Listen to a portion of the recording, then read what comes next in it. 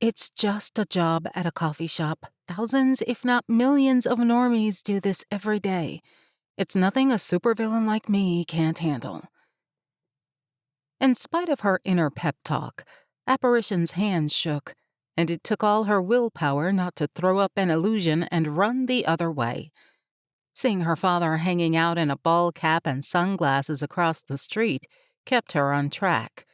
He'd be disappointed if she didn't do this. After all, she'd been begging for years to leave the lair and experience something like a normal life, if only on a part-time basis. A coffee shop job was perfect for that, even if her father, Mythgreant, had other motives. Her phone buzzed in her pocket. She winced. Only one person had her number. Stopping under the awning of a sandwich shop, she checked the device. "Just so you don't forget why we're doing this is the mark. I know you have some naive idea that you're going to make friends, but get that out of your head right now. This is a mission, not social hour." Beneath the text were two images. One of a masked superhero in dark blue body armor decked with a silver starburst insignia, the other of a young man of similar build with identical short black hair. In the second photo, he wore jeans and a sweatshirt sporting the name of the local college, and his mask was gone, revealing a handsome 20-ish man of Korean descent. Cute guy. There was a stereotype that super-abled people, often called sables, were better looking than normies, but Apparition hadn't seen this holding up. Mostly, they were pretty average. She'd have placed Surge as slightly more than average. Nice skin, strong chin, and a slender but athletic build. Not that any of that mattered. "I know," Apparition texted back. She'd been there when her father had pinpointed Surge's secret identity as average college student Shawn Park, after all. With the Department of Super-Abled providing backup and resources, most individuals who chose the hero rather than villain path didn't bother with a secret identity. Newcomer Surge was, of course, a notable exception. Apparition had repeatedly asked Mythgreant why he was so obsessed with this particular Dosa hero, but had never gotten a satisfactory answer.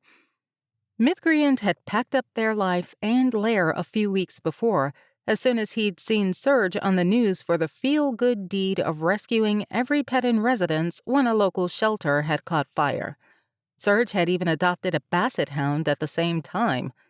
Not the sort of thing that would usually draw the ire of a financially minded villain such as Mythgreant.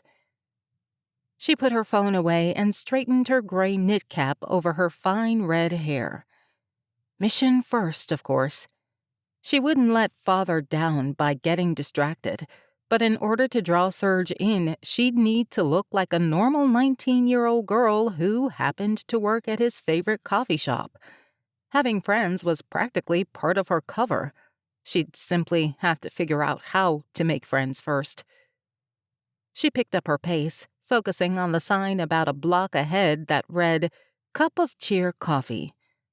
When she entered the shop, warmth and smooth jazz surrounded her, accompanied by the comforting smells of coffee, chocolate, and baked goods.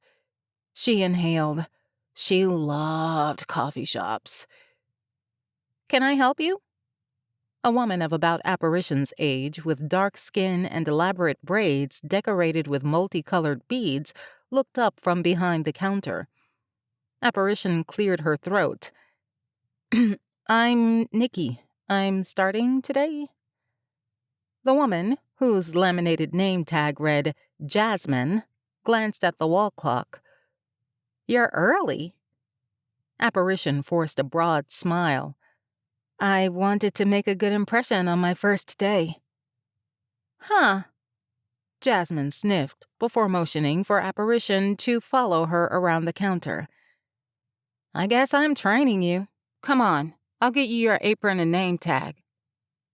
Apparition's heart pounded in her chest as they entered the back room.